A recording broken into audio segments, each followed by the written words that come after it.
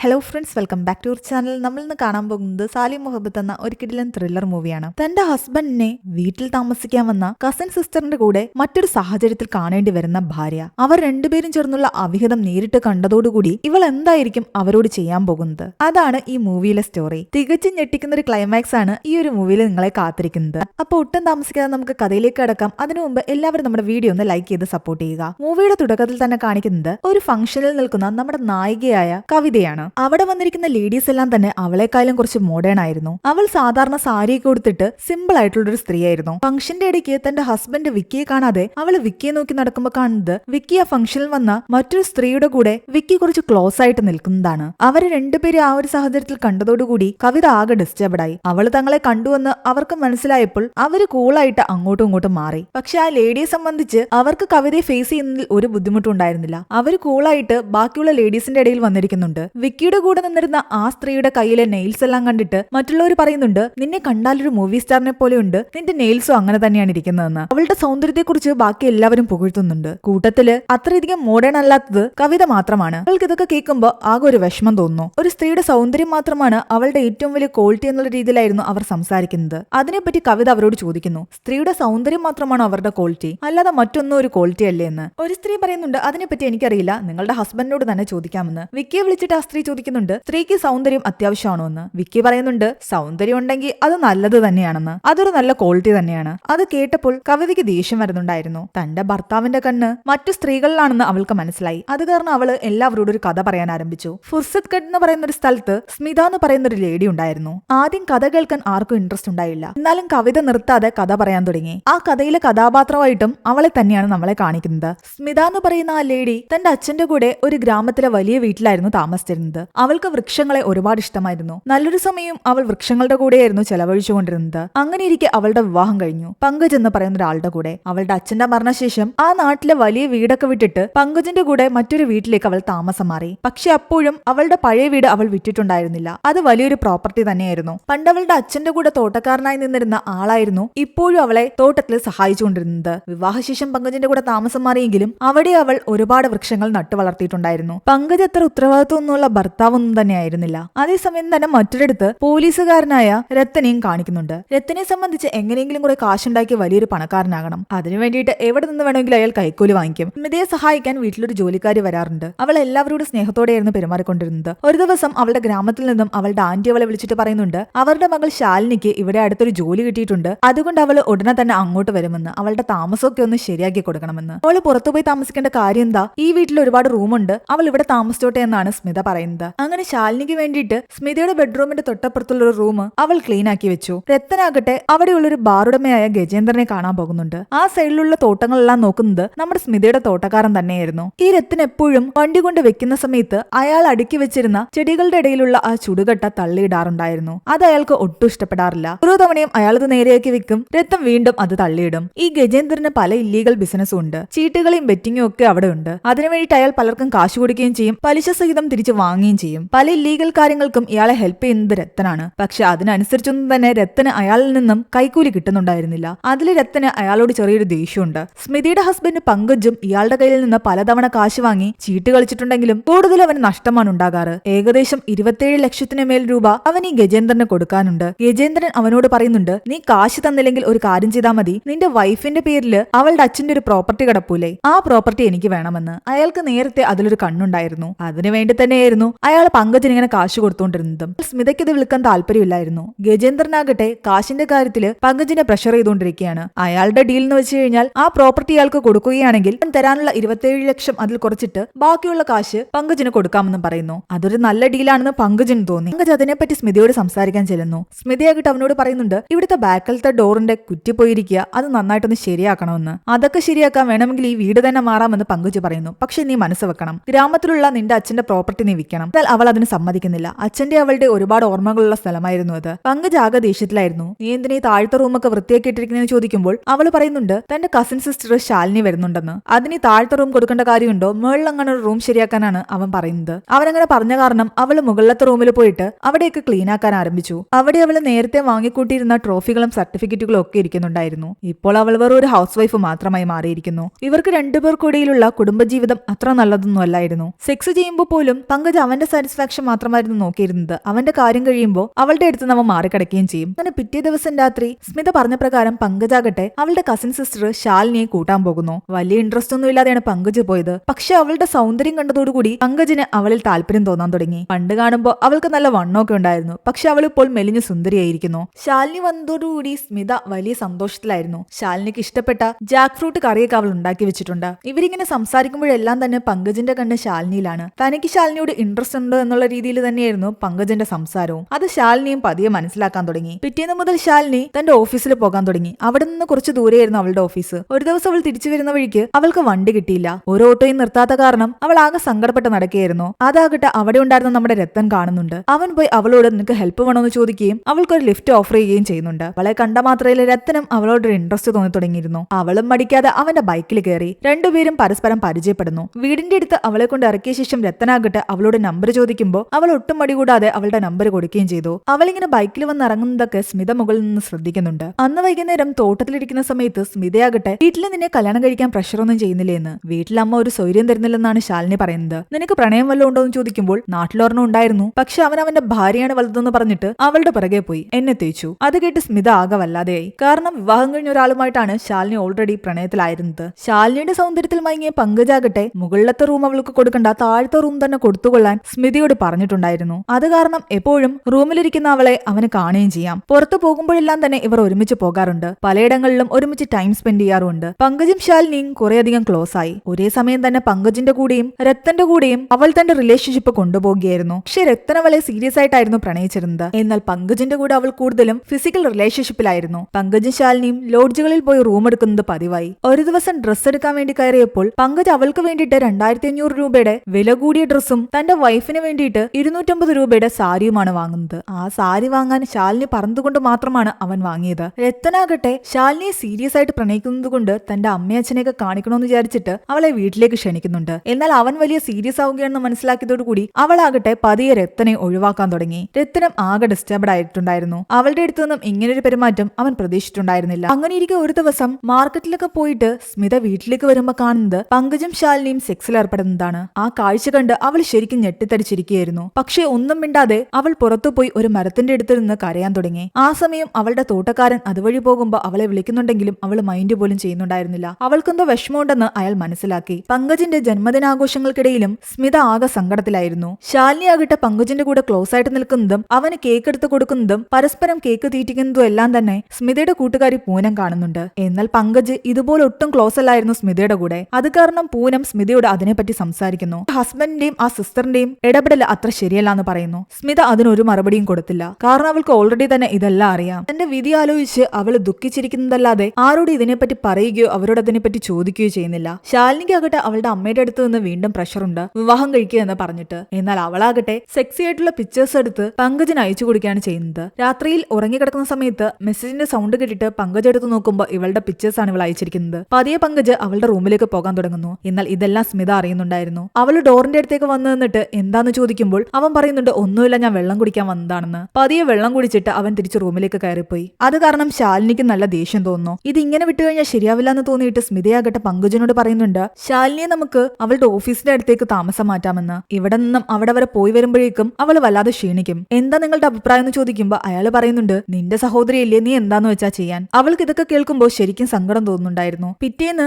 സ്മിതയ്ക്ക് വേണ്ടിയിട്ട് ഇവർ വാങ്ങിക്കൊണ്ടുവന്ന ആ സാരി ആകട്ടെ ശാലിനി അവൾക്കെടുത്ത് കൊടുക്കുന്നു. എന്നാൽ സ്മിത പറയുന്നുണ്ട് എനിക്ക് ഇതേ കളറിൽ ഇതുപോലൊരു സാരി ഉണ്ടെന്ന്. ശാലിനിയോടുള്ള ദേഷ്യം മനസ്സിൽ തന്നെ വെച്ചിരിക്കുകയായിരുന്നു സ്മിത. എന്നിട്ടൊന്നും മിണ്ടാതെ ആ സാരി കൊണ്ടുപോയി തന്റെ അലമാരിയിലേക്ക് വെക്കുന്നു. അവൾ പറഞ്ഞ പോലെ അതുപോലൊരു സാരി അവൾക്ക് ഉണ്ടായിരുന്നു. കവിത പറയുന്ന ഈ കഥയെല്ലാം ഇൻട്രസ്റ്റോട് കൂടി ഹസ്ബൻഡ് വിക്കിയും ബാക്കി എല്ലാവരും കേട്ടുകൊണ്ടിരിക്കുകയാണ്. അവൾ വീണ്ടും കഥ തുടർന്നു. അച്ഛന്റെ പ്രോപ്പർട്ടി വിൽക്കുന്നതിനെ പറ്റി പങ്കജ് വീണ്ടും വീണ്ടും സ്മിതയെ ഫോഴ്സ് ചെയ്യുകയായിരുന്നു. എന്നാൽ നേരത്തെ ആയിരുന്നെങ്കിൽ പങ്കജിനോടുള്ള സ്നേഹം കൊണ്ട് ചിലപ്പോൾ അവൾ സമ്മതിച്ചേനെ. പക്ഷേ ഇവന്റെ ശാലിനിയുമായിട്ടുള്ള റിലേഷൻഷിപ്പ് മനസ്സിലാക്കിയതോടുകൂടി അവൾ ഒരിക്കലും സമ്മതിക്കില്ല എന്നുള്ളൊരു മട്ടിലാണ്. അതിന്റെ പേരിൽ അവർക്കിടയിൽ വഴക്കുണ്ടാകുന്നുണ്ട്. പങ്കജിന് ഇതെല്ലാം കാരണം സ്മിതയുടെ നല്ല ദേഷ്യമുണ്ട്. പങ്കജിനെ സംബന്ധിച്ച് അവനിപ്പോൾ ശാലിനിയുടെ സൗന്ദര്യത്തിലും അവളുടെ ശരീരത്തിലും മാത്രമാണ് അട്രാക്റ്റഡ് ആയിട്ടുള്ളത്. മദ്യപിച്ച് അവശനായ പങ്കജാകട്ടെ നേരെ പോകുന്നത് ഗജേന്ദ്രന്റെ അടുത്തേക്കാണ്. ഗജേന്ദ്രനുമായിട്ട് എന്തോ ഒരു ഡീല് പങ്കജ് സംസാരിക്കുന്നു. അത് അവിടെ ഉണ്ടായിരുന്ന നമ്മുടെ ആ തോട്ടക്കാരനും ശ്രദ്ധിക്കുന്നു. പിന്നീട് ഈ തോട്ടക്കാരൻ സ്മിതയുടെ കൂടെ അവരുടെ തോട്ടത്തിലേക്ക് വരുന്നു. അയാൾ സ്മിതയോട് പറയുന്നുണ്ട് ഞാൻ പറയാൻ പോകുന്ന കാര്യങ്ങൾ കേട്ട് നീ പേടിക്കരുത്. നിന്റെ സ്വന്തക്കാര് തന്നെ നിന്നെ ഇല്ലാതാക്കാൻ ശ്രമിക്കുകയാണ്.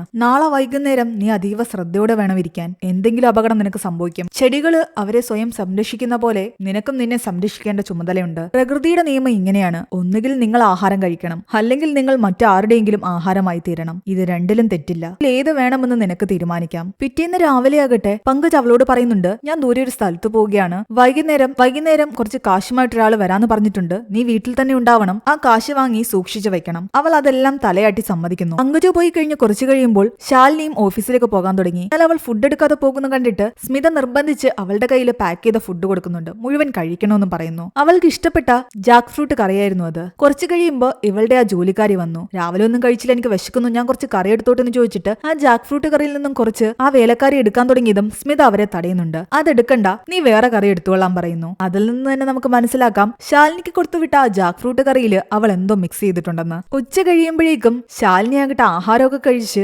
വയറുവേദനയാണെന്ന് പറഞ്ഞിട്ട് ഓഫീസിൽ നിന്നും നേരത്തെ വീട്ടിലേക്ക് തിരിച്ചെത്തി. തന്റെ പ്ലാൻ വർക്കൗട്ടായി എന്ന് സ്മിതയ്ക്ക് മനസ്സിലായി. കുറേ തവണ ബാത്റൂമിൽ പോയ ശേഷം അവൾ അവിടെ വന്നിരിക്കുകയായിരുന്നു. ആ സമയം സ്മിതയാകട്ടെ റെഡിയായി പുറത്തേക്ക് പോകാൻ ഒരുങ്ങുന്നു. എവിടെ പോവുകയാണെന്ന് ചോദിക്കുമ്പോൾ അവൾ പറയുന്നുണ്ട്, ഇന്ന് പൂനത്തിന്റെ ജന്മദിനാഘോഷമാണ്, ഞാൻ അവിടേക്ക് പോവുകയാണെന്ന്. നിനക്ക് സുഖമില്ലാത്ത സ്ഥിതിക്ക് നീ എന്തായാലും വരുന്നില്ലല്ലോ, അതുകൊണ്ട് നീ തൽക്കാലം ഈ വെജിറ്റബിളൊക്കെ ഒന്ന് കട്ട് ചെയ്ത് വെക്ക്. അതൊക്കെ ഞാൻ ചെയ്തോളാമെന്ന് ശാലിനി പറയുന്നു. സ്മിത പോകുന്നതിന് മുമ്പ് അവളോട് പറയുന്നുണ്ട്, പങ്കജിന്റെ ഒരാള് കാശുമായിട്ട് വരുമെന്ന് പറഞ്ഞിട്ടുണ്ട്, അയാൾ വന്നു കഴിഞ്ഞാൽ നീ ആ കാശൊന്ന് വാങ്ങി വെച്ചേക്കണേന്ന്. അതിനെല്ലാം ശാലിനി ഓക്കെ പറയുന്നു. സ്മിത പുറത്തേക്ക് ഇറങ്ങിയതും പങ്കജിന്റെ കോൾ സ്മിതയ്ക്ക് വരുന്നുണ്ട്. നീ വീട്ടിൽ തന്നെ ഇല്ലേ എന്ന് ചോദിക്കുന്നു. ഞാൻ ഇവിടെ തന്നെയുണ്ട്, കാശുമായിട്ട് ആള് വരുമ്പോ ഞാൻ വാങ്ങിക്കൊള്ളാമെന്ന് പറയുന്നു. അവൾ പുറത്തു പോകുന്ന കാര്യം പങ്കജിനോട് അവൾ പറഞ്ഞില്ല. ശാലിനി ഇടയ്ക്ക് പങ്കജിനെ കോൾ ചെയ്യുന്നുണ്ടെങ്കിലും കോൾ കണക്ട് ആകുന്നുണ്ടായിരുന്നില്ല. അങ്ങനെ സ്മിത പൂനത്തിന്റെ വീട്ടിലെത്തി അവിടുത്തെ ഫംഗ്ഷനിൽ പങ്കെടുത്തുകൊണ്ടിരിക്കുകയാണ്. ഇവിടെ രത്തനാകട്ടെ തന്റെ കൂട്ടുകാരനായ ദീപു എന്ന പോലീസുകാരന്റെ കൂടെ ഇരുന്ന് ഒരിടത്ത് മദ്യപിക്കുകയാണ്. എങ്ങനെ എത്രയും പെട്ടെന്ന് വലിയ കാശുകാരനാകാന്നുള്ളൊരു ചിന്തയിലായിരുന്നു രത്തൻ. ആ സമയത്ത് അവർക്കൊരു കോള് വരുന്നു, ഒരിടത്ത് മർഡർ നടന്നു എന്ന് പറഞ്ഞിട്ട്.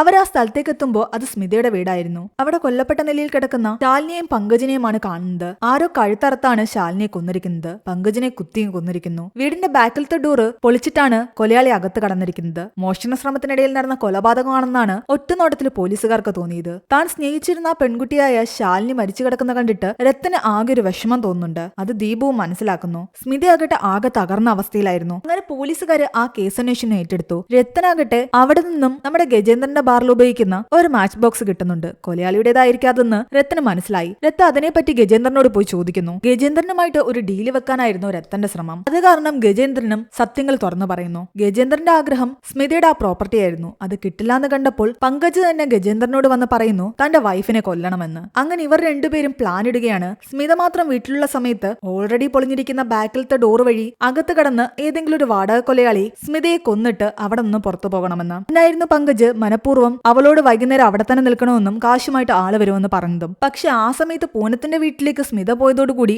ആ ലേഡിയെന്ന് കരുതിയിട്ട് വന്ന കൊലയാളി ശാലിനിയെ കൊന്നു. അതൊരു തെറ്റിദ്ധാരണയുടെ പേരിൽ നടന്ന കൊലപാതകമാണ്. പക്ഷെ പങ്കജിനെ ആരാ കൊന്നതെന്ന് തനിക്ക് അറിയില്ലാന്ന് ഗജേന്ദ്രൻ പറയുന്നു. എന്താണെങ്കിലും ആ പ്രോപ്പർട്ടി നിങ്ങൾക്ക് ഞാൻ എങ്ങനെയെങ്കിലും വാങ്ങിച്ചു തരാം, പക്ഷെ അതിന് പകരമായിട്ട് എനിക്ക് നല്ലൊരു തുക തരണമെന്ന് രത്തൻ പറയുമ്പോൾ അയാൾ പറയുന്നുണ്ട്, നിനക്ക് ഞാൻ 30 ലക്ഷം തരാം, നീ ആ പ്രോപ്പർട്ടി എനിക്ക് ആ സ്ത്രീയുടെ കയ്യിൽ നിന്ന് എങ്ങനെയെങ്കിലും സംഘടിപ്പിച്ച് തരണമെന്ന്. രത്തൻ പിന്നെ അതിനുള്ള പ്ലാനിംഗ് ആയിരുന്നു. പങ്കജിനെയും ശാലിനിയെയും പറ്റി കൂടുതൽ അന്വേഷിക്കുമ്പോൾ രത്തന് മനസ്സിലായി ഇവർ രണ്ടുപേരും ഒരു ബന്ധത്തിലായിരുന്നുവെന്നും പലപ്പോഴും ലോഡ്ജുകളിൽ പോകാറുണ്ടായിരുന്നുവെന്നും. പൂനത്തിനോട് പോയും രത്തൻ സംസാരിക്കുമ്പോൾ പങ്കജിന്റെയും ശാലിനിയുടെ കൊലപാതകം നടന്ന സമയത്ത് സ്മിത അവരുടെ വീട്ടിലുണ്ടായിരുന്നുവെന്ന് രത്തന് മനസ്സിലായി. ഫംഗ്ഷനിലെടുത്ത ഫോട്ടോസും തനിക്കൊന്ന് അയച്ചു തരണമെന്ന് രത്തൻ പൂനത്തിനോട് പറയുന്നു. ഫോട്ടോസ് ഫോട്ടോഗ്രാഫർ അയച്ചു തന്നാൽ ഉടനെ താൻ അയക്കാമെന്ന് പൂനം പറഞ്ഞു. അതിനുശേഷം രത്തൻ വീണ്ടും സ്മിതയെ കാണാൻ പോകുന്നു. അവളെ കൊണ്ട് കേസിൽ കുറെ പേപ്പേഴ്സിൽ ഒപ്പിടിക്കാനുണ്ടായിരുന്നു. അവൾ അതിൽ ഒപ്പിട്ടുകൊണ്ടിരിക്കുകയാണ്. അതിനിടയ്ക്ക് രത്തനാകട്ടെ സ്മിതയോട് പറയുന്നുണ്ട്, പങ്കജിന് ഒരുപാട് കടമുണ്ടായിരുന്നു, ആ കടമൊക്കെ ഇനി നിങ്ങൾ തീർക്കേണ്ടി വരും. ഒരു കണക്കിന് നിങ്ങൾ നിങ്ങളുടെ പേരിലുള്ള ആ ഗ്രാമത്തിലെ പ്രോപ്പർട്ടി വിൽക്കുന്നതാ നല്ലത്. നിങ്ങൾ അതിന്റെ പിറകെ നടക്കൊന്നും വേണ്ട, എല്ലാ പേപ്പറും ഞാൻ ശരിയാക്കി കൊണ്ടുവരാം. പങ്കജിന്റെ കടവും തീർത്തിട്ട് ബാക്കിയുള്ള കാശ് നിങ്ങൾക്ക് കിട്ടുകയും ചെയ്യും. എന്നാൽ സ്മിത തനിക്ക് താല്പര്യമില്ല എന്നുള്ള രീതിയിൽ സംസാരിക്കുന്നു. അത് കേൾക്കുമ്പോൾ രത്തന് ദേഷ്യം വരുന്നുണ്ട്. രത്തൻ വീണ്ടും പറയുന്നുണ്ട്,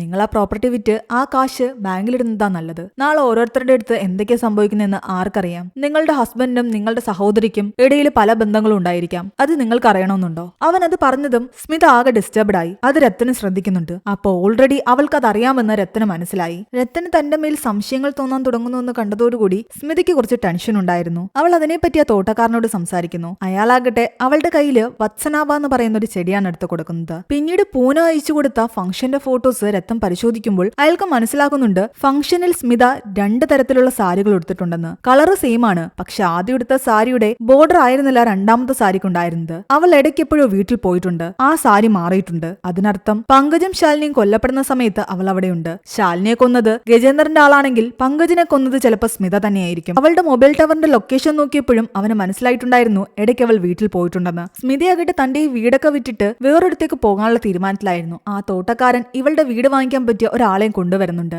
ഉടനെ തന്നെ ഈ വീട് വിറ്റ് അവള് പോകും. പക്ഷെ ആ സമയം രത്തൻ അവിടേക്ക് വരുന്നു. അവളോട് രത്തൻ പറയുന്നുണ്ട്, നിന്റെ കള്ളത്തരങ്ങളെല്ലാം പൊളിഞ്ഞുവെന്ന്. ഇവിടെ നടന്നത് എന്താണെന്ന് ഞാൻ തന്നെ നിനക്ക് പറഞ്ഞു തരാം. നിന്റെ ഹസ്ബൻഡും നിന്റെ സഹോദരിയും തമ്മിലുള്ള ബന്ധം നിനക്ക് മനസ്സിലായി. അതുപോലെ തന്നെ നിന്റെ ഹസ്ബൻഡ് നിന്നെ കൊല്ലാൻ തീരുമാനിച്ച കാര്യവും നിനക്ക് മനസ്സിലായി. സംഭവം നടക്കുന്നതിന്റെ തലേ രാത്രി തന്നെ നീ നിന്റെ ഹസ്ബൻഡിന്റെ ഫോണിൽ നിന്ന് ശാലിനിയുടെ നമ്പർ ബ്ലോക്ക് ചെയ്തു. എന്നിട്ട് രാവിലെ തന്റെ ഫോൺ ഹാങ് ആയി നിന്റെ ഫോൺ വേണമെന്ന് പറഞ്ഞിട്ട് ശാലിനിയുടെ കയ്യിൽ നിന്ന് സ്മിത ഫോൺ വാങ്ങി. ഉറക്കപ്പിച്ചയില് ശാലിനി അതിന്റെ പാസ്വേഡും അവൾക്ക് പറഞ്ഞു കൊടുത്തു. അതിൽ നിന്നും പങ്കജിന്റെ നമ്പർ സ്മിത ബ്ലോക്കാക്കി. അവൾക്ക് ഉച്ചക്കേത്തേക്ക് കൊടുത്തുവിട്ട ലഞ്ചില് വയറിന് പ്രശ്നം ഉണ്ടാകുന്ന രീതിയിൽ എന്തോ നീ മിക്സ് ചെയ്തിട്ടുണ്ടായിരുന്നു. കാരണം അവളുടെ പോസ്റ്റ്മോർട്ടം റിപ്പോർട്ടില് അവൾക്ക് ഡയറി ഉണ്ടായിരുന്നു എന്ന് തെളിഞ്ഞിട്ടുണ്ട്. ഓഫീസിൽ നിന്നും പതിവിലെ നേരത്തെ അന്ന് ശാലിനി വീട്ടിലെത്തി. നിന്നെ കൊല്ലാൻ നിന്റെ ഹസ്ബൻഡ് പ്ലാൻ ഇട്ടിരുന്നത് വൈകുന്നേരത്താണ്. ആ സമയം തനിക്ക് പകരം ശാലിനി അവിടെയാക്കിയ ശേഷം നീ പൂനത്തിന്റെ അവിടെ പോയി. നിന്നെ കൊല്ലാൻ വന്ന ആൾക്കാര് നീയാണെന്ന് തെറ്റിദ്ധരിച്ച് ശാലിനിയെ കൊന്നു. ഫംഗ്ഷന്റെ ഇടയ്ക്ക് നീ വീണ്ടും വീട്ടിൽ തിരിച്ചെത്തി. ആ സമയം അവിടെ മരിച്ചു കിടക്കുന്ന ശാലിനിയാണ് നീ കണ്ടത്. പക്ഷേ പങ്കജ് എങ്ങനെ മരിച്ചു എന്നുള്ളതാണ് ഇനി അറിയേണ്ടത്. ഇത വീട്ടിലെത്തിയപ്പോ കണ്ടത് ശാലിനിയുടെ മൃതദേഹമാണ്. അത് കണ്ട് അവൾ ഇങ്ങനെ ഞെട്ടിത്തെറിച്ച് നിൽക്കുമ്പോഴാണ് പങ്കജ് അവിടേക്ക് വരുന്നത്. അവള് പെട്ടെന്ന് തൊട്ടടുത്ത റൂമിലേക്ക് പോയി ഒളിച്ചു നിൽക്കുന്നു. പങ്കജ് വന്ന് നോക്കുമ്പോ ശാലിനി കിടക്കുന്ന കണ്ടിട്ട് അവൻ ആകെ തകർന്നു പോയി. പങ്കജിന് ആസ്മയുണ്ടായിരുന്നു. അവളുടെ ബോഡി കണ്ട് അവൻ വല്ലാതെ പാനിക് ആയതോടുകൂടി അവന് ശ്വാസതടസ്സം ഉണ്ടാകുന്നു. അവന്റെ ഇൻഹേലർ എടുത്ത് അവന് കൊടുക്കണോ വേണ്ടോ എന്ന് ചിന്തിച്ചുകൊണ്ട് നിൽക്കുകയായിരുന്നു സ്മിത. എന്നാൽ സ്മിത അങ്ങനെ നിൽക്കുന്ന കണ്ടിട്ട് പങ്കജ് ഞെട്ടിത്തെറിച്ച് നിൽക്കുകയായിരുന്നു. ആ ഒരു അവസ്ഥയിലും അവിടെ ഉണ്ടായിരുന്ന കത്തിയെടുത്ത് സ്മിതയ്ക്ക് നേരെ വരികയായിരുന്നു പങ്കജ്. തന്നെ കൊല്ലാൻ ആഗ്രഹിച്ച ഇയാളെ വെറുതെ വിടണ്ടെന്ന് ആ സമയം സ്മിതയ്ക്ക് തോന്നി. അവൾ ആ ഇൻഹേലർ അവന് കൊടുത്തില്ല. പങ്കജിന് ആദ്യം ഹാർട്ട് അറ്റാക്ക് വന്നു. അത് പോസ്റ്റ്മോർട്ടം റിപ്പോർട്ടിൽ ഉണ്ടായിരുന്നു. അതിനുശേഷമാണ് അവനെ ആക്രമിച്ചിരിക്കുന്നത്. പങ്കജ് അങ്ങനെ അവശനിലയിൽ കിടക്കുന്ന കണ്ടിട്ട് സ്മിത അവന്റെ കയ്യിലുണ്ടായിരുന്ന കത്തി വാങ്ങി അവനെ കുത്തുകയായിരുന്നു. അത് കാരണം അവളുടെ സാരിയിൽ ബ്ലഡ് ആയിട്ടുണ്ടായിരുന്നു. അവൾ ആ സാരി മാറ്റി അത് കഴുകിയിട്ട ശേഷം അതുപോലെ ഇരിക്കുന്ന ശാലിനി കൊണ്ടുവന്ന രണ്ടാമത്തെ സാരി ഉടുത്തിട്ടാണ് അവള് വീണ്ടും ഫംഗ്ഷനിലേക്ക് തിരിച്ചുപോയത്. ആ ഫോട്ടോസ് അതിന് തെളിവാണ്. കൂടാതെ നിന്റെ മൊബൈൽ ടവറും ഇതിന് വലിയൊരു തെളിവാണ്. ഇതൊന്നും നിനക്ക് തേച്ചു മായ്ച്ച് കളയാൻ പറ്റില്ല. അതോടുകൂടി ശരിക്കും സ്മിത ആകെ പേടിച്ചിരിക്കുകയായിരുന്നു. എന്നാൽ രത്തം പറയുന്നുണ്ട്, പേടിക്കേണ്ട കാര്യമില്ല, ഞാനത് ആരോടും പറയില്ല. പക്ഷെ അതിന് പകരമായിട്ട് ഗ്രാമത്തിലുള്ള പ്രോപ്പർട്ടി നീ എന്റെ പേരിൽ എഴുതി തരണം. സ്മിത എന്ത് ചെയ്യണമെന്ന് അറിയാതിരിക്കുകയാണ്. ഇവിടെ കഥ കേട്ടുകൊണ്ടിരുന്ന ലേഡീസ് ആകട്ടെ കവിതയോട് ചോദിക്കുന്നുണ്ട്, സ്മിത എന്ത് ചെയ്തു എന്ന്. അവള് ശരിക്കും അതല്ല എഴുതി കൊടുത്തോ? കവിത പറയുന്നുണ്ട്, അവൾക്ക് വേറെ വഴിയില്ലായിരുന്നു. അവൾ അതിനു വേണ്ടിയിട്ടുള്ള പേപ്പറൊക്കെ ശരിയാക്കി. അതിനുശേഷം ഒരു ദിവസം വൈകുന്നേരം ഈ പേപ്പർ കൊടുക്കാൻ വേണ്ടിയിട്ട് രത്തനെ തന്റെ വീട്ടിലേക്ക് വിളിച്ചു വരുത്തി. രത്തൻ വരുന്നതിന് മുൻപ് തന്നെ തന്റെ ജോലിക്കാരെ എല്ലാം തന്നെ അവർക്ക് കൊടുക്കാനുള്ള സാധനങ്ങളും കൊടുത്ത് അവൾ അവിടെ നിന്നും പറഞ്ഞു വിട്ടു. ആ വീട് തന്നെ ഒഴിഞ്ഞിട്ടുണ്ടായിരുന്നു. കാരണം അവൾ ആ വീട് മറ്റൊരാൾക്ക് വിറ്റിട്ടുണ്ടായിരുന്നു. തന്റെ സാധനങ്ങളും പാക്ക് ചെയ്തിട്ടാണ് അവൾ രത്തന് വേണ്ടി കാത്തിരുന്നത്. രത്തനാകട്ടെ തന്റെ വീട്ടിൽ പറയുന്നുണ്ട്, താൻ ഒരിടത്ത് കല്യാണത്തിന് പോവുകയാണ്, കുറച്ചു ദിവസം കഴിഞ്ഞിട്ട് തിരിച്ചു വരുമെന്ന്. കാരണം അവൻ ആ പ്രോപ്പർട്ടിയുടെ കാര്യത്തിൽ ഒരുപാട് കാര്യങ്ങൾ ചെയ്യാനുണ്ടായിരുന്നു. സ്മിത എന്തായാലും അത് തന്നു കഴിഞ്ഞാൽ ഗജേന്ദ്രന്റെ അടുത്ത് നിന്നും അത് കൊടുത്തിട്ട് നല്ലൊരു കാശ് വാങ്ങിക്കണം. അതുകൊണ്ട് വീട്ടിൽ അവൻ അതിനെപ്പറ്റി ഒന്നും പറഞ്ഞില്ല. ആദ്യം ഗജേന്ദ്രനോട് പോയി ഡീല് സംസാരിക്കുകയാണ്. ആ പ്രോപ്പർട്ടിക്ക് നിങ്ങൾ എനിക്ക് 4 കോടി തരണമെന്ന് പറയുന്നു. കാരണം അതിന് നല്ല വിലയുള്ളതാണ്. ഒടുവിൽ വേറെ വഴിയില്ലാതെ ഗജേന്ദ്രൻ അത് സമ്മതിക്കുന്നു. അങ്ങനെ ആ ഡീല് റെഡിയാക്കിയിട്ട് പ്രോപ്പർട്ടിയുടെ പേപ്പർ വാങ്ങിക്കാൻ വേണ്ടിയിട്ട് സ്മിതയുടെ അടുത്തേക്ക് രത്തം വരുമ്പോ സ്മിതയാകട്ടെ അവൾക്ക് ചായ ഒഴിച്ചു കൊടുക്കുന്നു. എന്നാൽ രത്തൻ ചിരിച്ചുകൊണ്ട് പറയുന്നുണ്ട്, ഞാൻ അത്രയ്ക്ക് പൊട്ടനൊന്നുമല്ല നിങ്ങൾ ഒഴിച്ചിരുന്ന ചായ കുടിക്കാൻ. ഓൾറെഡി നിങ്ങൾ ആ ശാലിനിയുടെ ഫുഡില് അവൾക്ക് വയറിളകാൻ എന്തോ ചേർത്ത് കൊടുത്തതല്ലേ. നിങ്ങൾ ചിലപ്പോൾ എന്നെ കൊല്ലാൻ ഇതിനകത്ത് എന്തെങ്കിലും ചേർത്തിട്ടുണ്ടാകും. അത് കാരണം അവൻ ആ ചായ കുടിക്കുന്നില്ല. പേപ്പർ എന്തെന്ന് ചോദിക്കുമ്പോൾ നിങ്ങളുടെ അടുത്ത് തന്നെ ഇരിപ്പുണ്ടെന്ന് അവള് പറയുന്നു. അവൻ ആ പേപ്പർ എടുത്തിട്ട് ഓരോ പേപ്പറും തന്റെ നാവിൽ കൈതൊട്ട ശേഷം മറിച്ച് മറിച്ച് നോക്കിയാണ്. അതവന് നേരത്തെ ഉള്ളൊരു ശീലമായിരുന്നു. അത് സ്മിത ശ്രദ്ധിച്ചിട്ടുണ്ടായിരുന്നു. കുറച്ചുനേരം അങ്ങനെ നോക്കിക്കൊണ്ടിരുന്ന അവനാകട്ടെ പെട്ടെന്ന് ഒരു സൈഡ് തളരാൻ തുടങ്ങി. സംസാരശേഷി ഇല്ലാതെയായി. അവൻ അനങ്ങാൻ പോലും പറ്റുന്നുണ്ടായിരുന്നില്ല. അപ്പോഴാണ് ഒരു ഫ്ലാഷ് ബാക്ക് കാണിക്കുന്നത്. ഇവന്റെ ശീലം മനസ്സിലുണ്ടായിരുന്ന സ്മിതയാകട്ടെ നമ്മുടെ തോട്ടക്കാരൻ കൊടുത്ത ആ ചെടിയുടെ പൂവരിച്ച് അതിന്റെ നീര് ആ പേപ്പറിൽ തേച്ചിട്ടുണ്ടായിരുന്നു. അതൊരു തരം കൊടും വിഷമായിരുന്നു. അതിന്റെ അംശം ഉള്ളിൽ ചെന്നു കഴിഞ്ഞാൽ മനുഷ്യ ശരീരം തളർന്നു പോകും. ഇത്തവണ ചായയിൽ അവൾ ഒന്നും ചെയ്തിട്ടുണ്ടായിരുന്നില്ല. ആ പേപ്പറിലായിരുന്നു അവൾ അത് ചെയ്തു വെച്ചിരുന്നത്. നാവിൽ കൈതൊട്ട് പേപ്പർ മറിക്കുന്ന ശീലം അവനെ ഈ അവസ്ഥയിൽ കൊണ്ടെത്തിച്ചു. അപ്പോഴേക്കും ആ തോട്ടക്കാരൻ അവളുടെ അടുത്തേക്ക് വന്നിട്ട് പറയുന്നുണ്ട്, ഈ വീട് വാങ്ങിച്ച ആള് ഇതിന്റെ കാശ് തന്നിട്ടുണ്ടെന്ന്. 65 ലക്ഷത്തോളം രൂപയുണ്ടായിരുന്നു അത്. അവളത് തന്റെ കയ്യിലേക്ക് വാങ്ങി. ഇനി രത്തനെ എന്ത് ചെയ്യണമെന്ന് ആ തോട്ടക്കാരൻ തീരുമാനിച്ചോളും. കാരണം ഓൾറെഡി പലതവണ